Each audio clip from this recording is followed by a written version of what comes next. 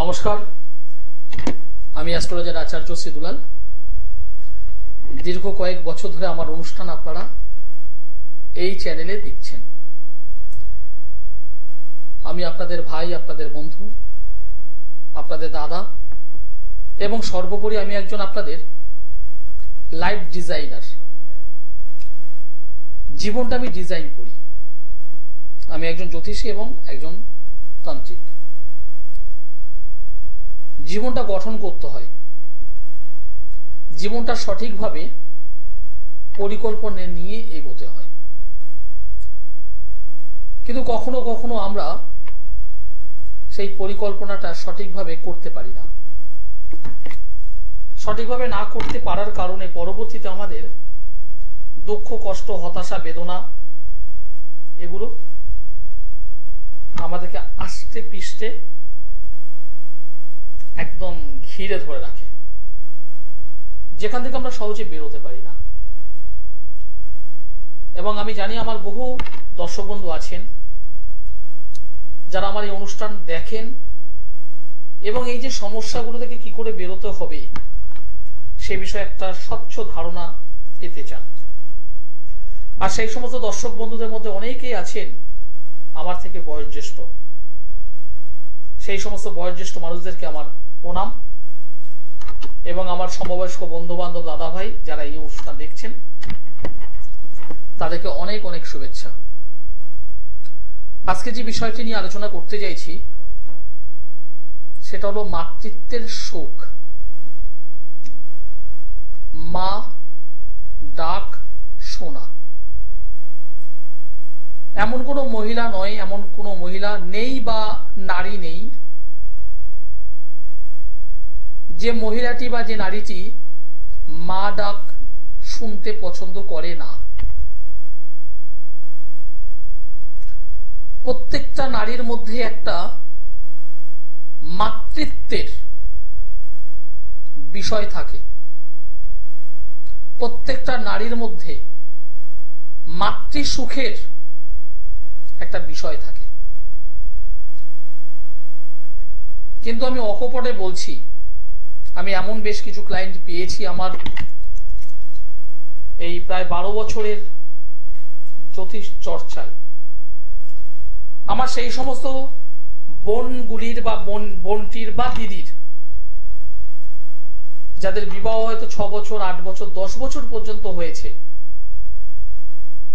কিন্তু মাতৃত্বের সুখ এখনো পাননি। মা ডাক শুনতে পাননি। বিবাহের পর প্রথম বুঝতে পারেননি। 1 বছর, 2 বছর, 3 বছর পর যখনই প্রবলেমটা একটু একটু মনে হচ্ছে, মেন্টাল ভাবে বুঝতে পারছেন হ্যাঁ কিছু একটা ডিস্টার্ব হচ্ছে, ডক্টরের সঙ্গে তো আলোচনা করেছেন। কেউ হয়তো 2 বছরের মাথায় করেছে, কেউ হয়তো 5 বছরের মাথায় করেছে।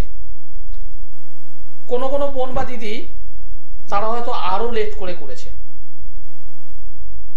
কিন্তু এমন একটা সময় এসে গেছে, ডক্টরবাবু বিভিন্ন পরীক্ষা নিরীক্ষা করে বলছেন হ্যাঁ হতে হবে বা হওয়ার একটা সম্ভাবনা আছে। আবার কারো কারো সরাসরি বলছেন আর সম্ভাবনা নেই। ঠিক এইরকম পরিস্থিতিতে অনেক মায়েরা, অনেক বোনেরা, অনেক দিদিরা আমার কাছে আসেন, জানতে চান দাদা আমি কি মা ডাক শুনতে পাবো? আমি সেই সমস্ত দিদি বা বোনদের পরিষ্কার বলি, বিবাহ হওয়ার পর অবশ্যই জন্মছকটা একটু দেখে নেওয়াটা দরকার। জন্মছকটা অ্যানালাইসিস করা দরকার। আপনার জাত চক্রটা, আপনার হোরারি, আপনার এই যে ন্যাটাল ছক, প্রত্যেকটা বিষয় একজন ভালো জ্যোতিষ বন্ধুর সঙ্গে একটু অ্যানালাইসিস করে নেওয়াটা দরকার। আর একটা বিষয় ভীষণভাবে দরকার, সেটা হলো একটা সন্তানের জন্য শুধুমাত্র মা দায়ী নয়, বাবা বা পিতাও দায়ী। সুতরাং বাবা এবং মা উভয়ের জন্ম ছক আমার দেখা প্রয়োজন। কিন্তু আজকে যেহেতু আমি বিষয়টা শুরু করেছি মাতৃত্বের সুখ, মানে মায়ের দিক থেকে, আমি পিতার দিক থেকে আজকে অনুষ্ঠানটা শুরু করছি না, সেটা অন্য একটা দিন অবশ্যই করব। এই যে মাতৃত্বের যে বিষয়, অনেক মায়েরা আছেন, বোনেরা আছেন, তারা হয়তো গর্ভ ধারণ করলেন, কিন্তু গর্ভধারণ করার কয়েকটা মাস যেতে না যেতেই যেন তেন কারণে সেটা ডিস্টার্ব হয়ে যাচ্ছে বা নষ্ট হয়ে যাচ্ছে। হ্যাঁ, প্রথমবার হয়তো হয়ে গেল, অতটা কিছু ভাবা হলো না, হ্যাঁ ওটা দুর্ঘটনা হয়ে গেছে।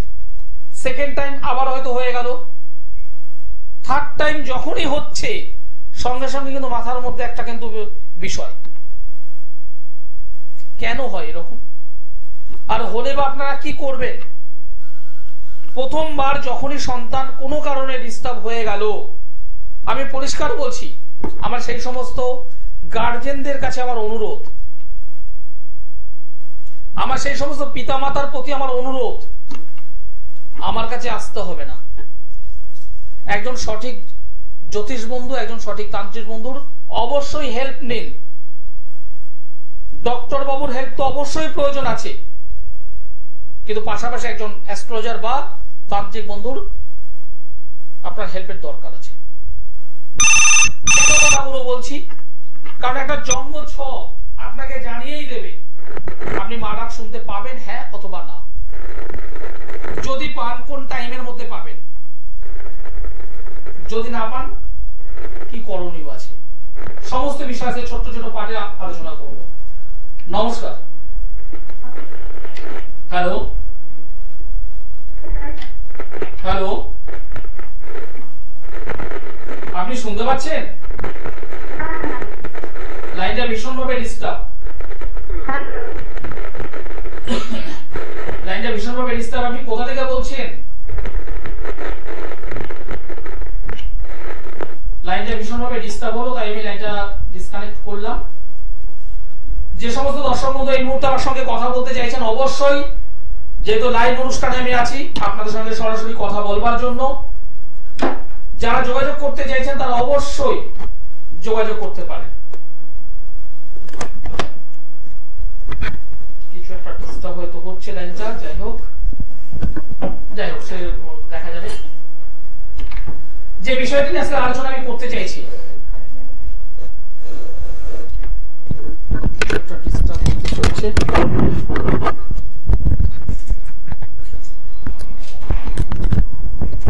হ্যালো, কিছু একটা ডিস্টার্ব হয়তো সাউন্ড নিয়ে ডিস্টার্ব হচ্ছে। হ্যাঁ, যে বিষয় নিয়ে আলোচনা আমি শুরু করেছি, এই যে সন্তান একটা জন্ম ছক, একটা জন্ম ছকের লগ্ন, লগ্ন থেকে আমরা মূলত আমাদের শরীর, আমাদের হেলথ, আমাদের তনুভাব বিচার করে থাকি। এই লগ্ন ভাবের অধিপতি আপনাকে সকল সময় স্ট্রং থাকতে হবে, লগ্ন ভাবটা আপনার ভালো থাকতে হবে, যে কোনো মা, যে কোনো বোন, যে কোনো মহিলাদের ক্ষেত্রে। এর পাশাপাশি অবশ্যই দুটো প্ল্যানেট ভীষণ ভালো থাকাটা দরকার। একটা হলো মার্চ মঙ্গল গ্রহ, আর একটা হলো মন চন্দ্র গ্রহ। কারণ মায়েদের, প্রত্যেকটা মা বোনেদের ব্লাড রিলেটেড কিছু বিষয় রয়েছে, যেটা প্রত্যেকটা মাসের ব্যাপার একটা। সুতরাং এখানে মঙ্গল গ্রহটি যদি ডিস্টার্বের মধ্যে থাকে এবং পাশাপাশি চন্দ্র গ্রহ, চন্দ্র হলো জলজ উপাদান, শরীরের জলের ভারসাম্য, তার সঙ্গে ব্লাড, মঙ্গল, এই চন্দ্র মঙ্গল দুটো গ্রহ ভীষণভাবে পাওয়ারফুল থাকলে ভালো হয়। যদি ডিস্টার্বের মধ্যে পড়ে যায় তাহলে বুঝতে হবে সেই মা, সেই বোন বা সেই দিদিটি শারীরিক দিক থেকে অবশ্যই সমস্যায় আবদ্ধ হয়ে আছেন। সেই সমস্যা কি? সেই সমস্যা হলো কিছু গাইনো রিলেটেড প্রবলেম, কিছু মহিলার রোগ ঘটিত প্রবলেম। সুতরাং সবার আগে এই দুটো প্ল্যানেট ধরে আপনি এগোবেন। এবার যেহেতু মাতৃত্বের শোক, সেখানে মাতৃকারক গ্রহ, গ্রহের দিক যদি আমি বলি তাহলে সেটি হলো বৃহস্পতি। বৃহস্পতি হলো সন্তান ভাব, মানে ভাব কারক গ্রহ, বৃহস্পতি হলো সন্তান কারক, সুতরাং এখানে বৃহস্পতিও পাওয়ারফুল থাকাটা ভীষণভাবে প্রয়োজন। এইবার জন্ম ছকে আমি আসি। একটা জন্ম ছকে টোটাল 12টা হাউস আছে, 12টা ঘর আছে।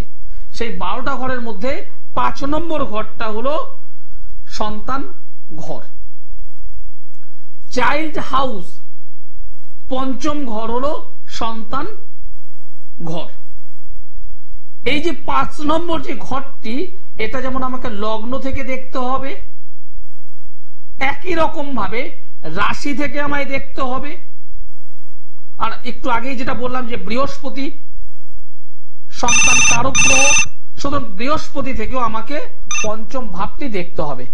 তাহলে 5ম ভাব লগ্ন থেকে, রাশি থেকে, বৃহস্পতি থেকে, 3টে সাইড থেকে আমাকে দেখতে হবে 5ম ভাব এবং সেই ভাবের অধিপতি। আলোচনায় থাকবো। নমস্কার। নমস্কার স্যার। আপনি কোথা থেকে বলছেন? মুর্শিদাবাদের রঘুনাথগঞ্জ থেকে বলছি। কার বিষয়ে জানতে চাইছেন? নিজের বিষয়ে। নিজের বিষয়। ডেট অফ বার্থ বলুন। 17/9/1997। 17/9/1997। জন্ম সময় বলুন। সকাল 7:55। জন্মস্থান কোথায়? রঘুনাথগঞ্জ, মুর্শিদাবাদে। রঘুনাথগঞ্জ। রঘুনাথগঞ্জ।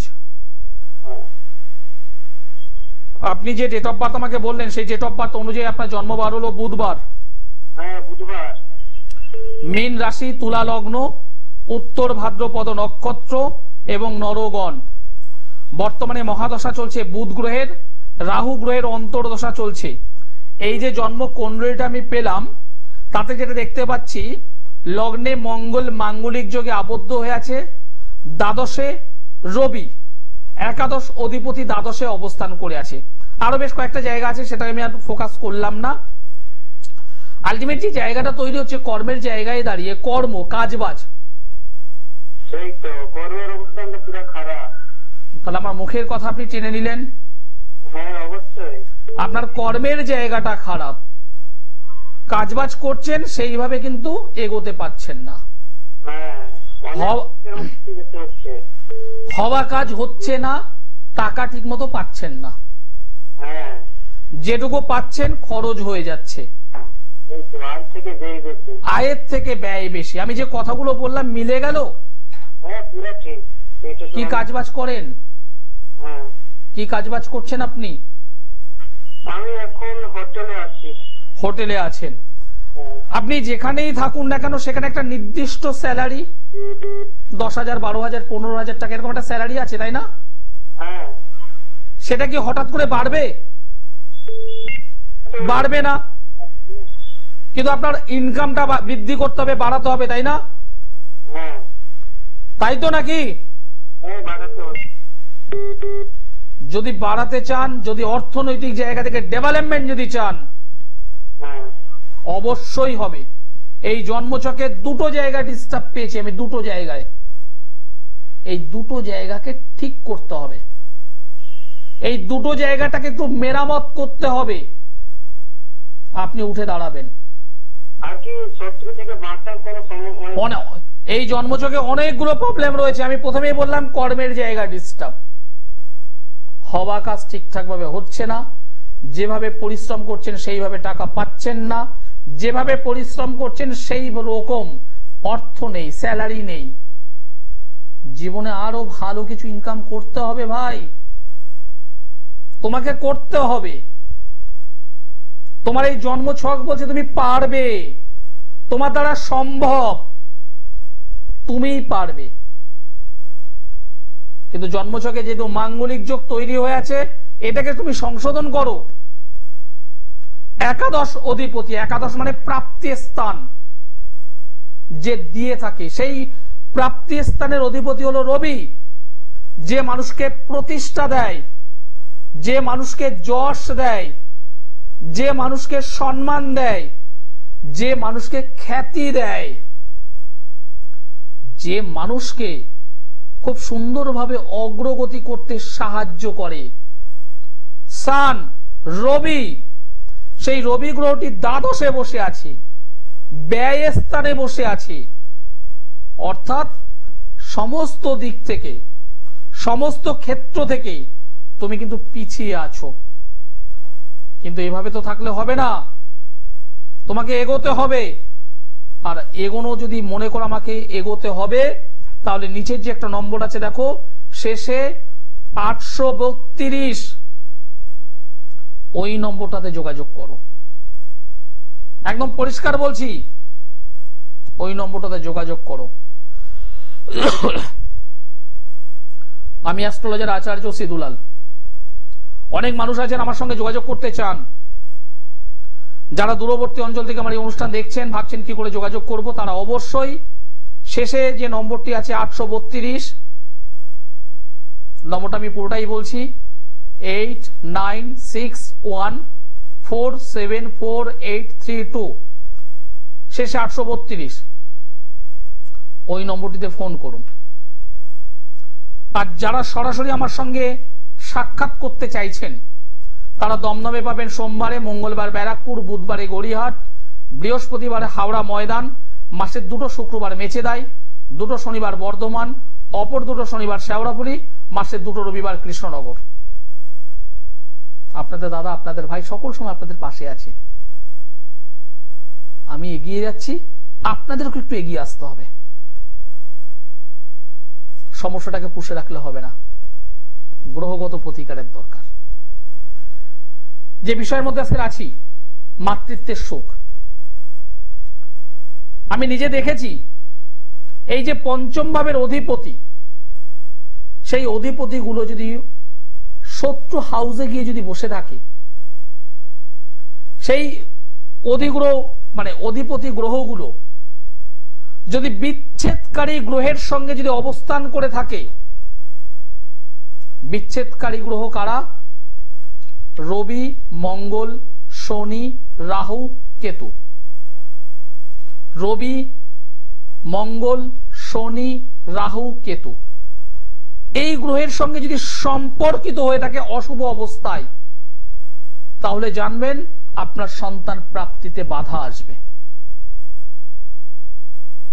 এর পাশাপাশি এই যে 5টি যে অশুভ গ্রহ, অশুভ বলতে বিচ্ছেদকারী গ্রহ, অশুভ নয়, বিচ্ছেদকারী গ্রহ, এদের মধ্যে অন্তত 3টে কোন একটা হাউসে বসে আছে। এই যে কোনো পঞ্চম ধরে এগোতে হবে। লগ্ন থেকে পঞ্চম হতে পারে, বৃহস্পতি থেকে হতে পারে, রাশি থেকে হতে পারে।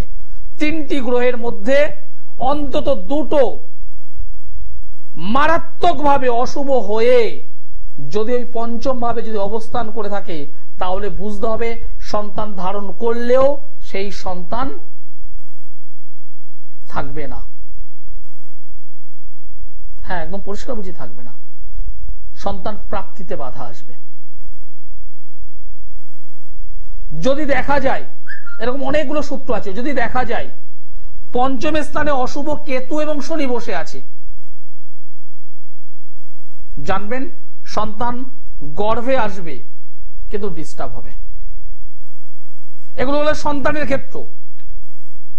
এবার সন্তান যেখানে ধারিত হয় বা পালিত হয়, গর্ভস্থান, সেটা বিচার করা হয় 4র্থ স্থান থেকে, 4th। সুতরাং সেই 4র্থ স্থানের অধিপতিটা একটু লক্ষ্য রাখতে হবে। সেখানে যদি শনি মঙ্গল, শনি কেতু, শনি রাহু, কিংবা রবি শনি কেতু বা রাহু, এরকম কম্বিনেশন যদি হয়ে থাকে, তাহলে সন্তান ভ্রূণ অবস্থাতেই নষ্ট হয়ে যায়। হাতের মধ্যে, এবার হাতের দিকে আসি, হাতের মধ্যে যারা হাতের উপর এক্সপার্ট, যারা হস্তরেখা এক্সপার্ট, তাদের সামনে হাতটা পড়লে পরিষ্কার বলে দেবে আপনার সন্তান রিলেটেড প্রবলেম হবে। কারণ হাতের মধ্যে এমন অনেকগুলো চিহ্ন আছে, হাতের মধ্যে অনেকগুলো সিমটম থাকে, যে সিমটম থাকলে পরিষ্কার বলে দেওয়া যাবে ওই জাতিকা বা ওই জাতিকার লোয়ার পার্টে, পেটের ভেতরে লোয়ার পার্টে কিছু ডিজিজ আছে, যে কারণে সন্তান ধারণের প্রবলেম আসবে, বা সেই জাতিকা সিস্ট রোগে আক্রান্ত। না, সিস্ট হলে কি সন্তান হয় না? অবশ্যই হয়, সঠিকভাবে ডক্টরি পরামর্শ, সঠিক সময় সঠিকভাবে যদি ডক্টরি পরামর্শ যদি নেওয়া যায় তাহলে অবশ্যই সন্তান হয়। আমি প্রথমে বলেছি আজকের অনুষ্ঠানের ডক্টরের পরামর্শ মাস্ট,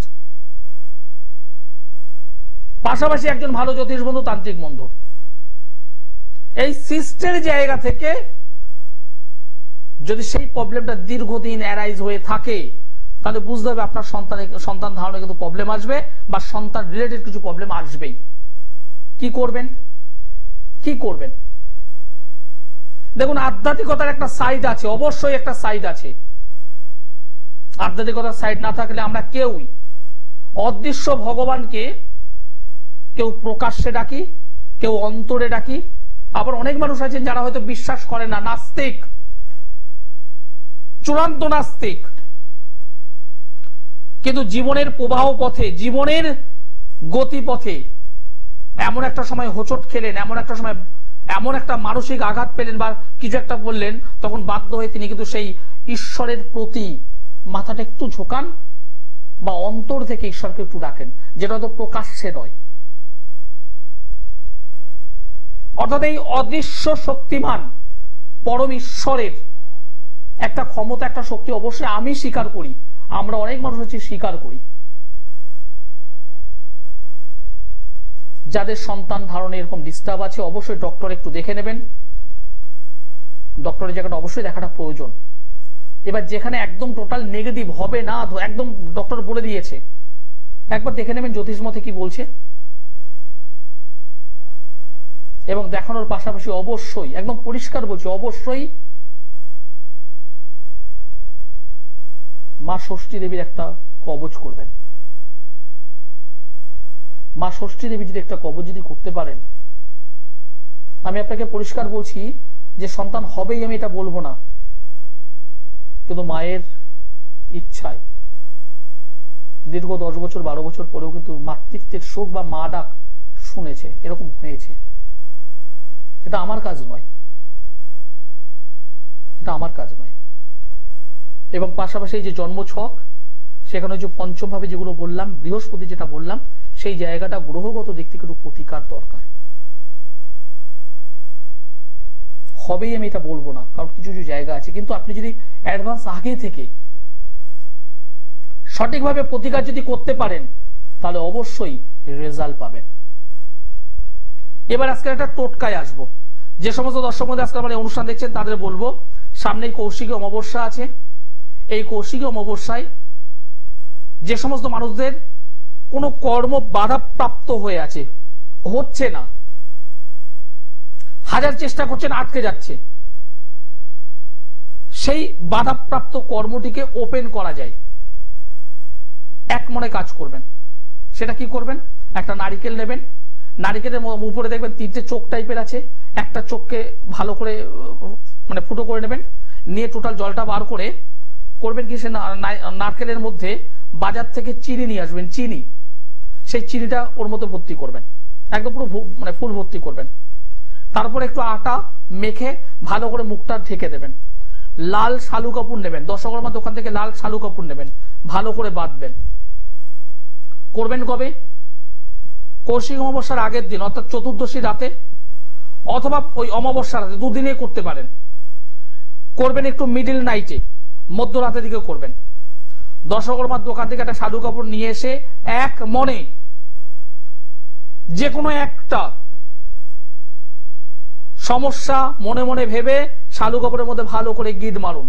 তবে যেটা ভাববেন সেটা যেন কোনো অকাল্পনিক না হয় এবং প্রত্যেকটার মধ্যে যাতে একটা সামঞ্জস্য থাকে, সেটা মনে করে অবশ্যই আপনি আপনার দূরবর্তী কোনো একটি অশ্বত্থ গাছের গোড়ায় রেখে আসুন এবং অবশ্যই একটু জল দিয়ে আসুন। দেখবেন আপনার মনের বাসনা পূর্ণ হবে। অনুষ্ঠান শেষ করতে হবে, সময় জানান দিয়ে দিয়েছে। যে সমস্ত দর্শক বন্ধু যোগাযোগ করতে চাইছেন তারা অবশ্যই নিচে নম্বরে যোগাযোগ করুন। সকলে ভালো থাকবেন, সুস্থ থাকবেন, নমস্কার।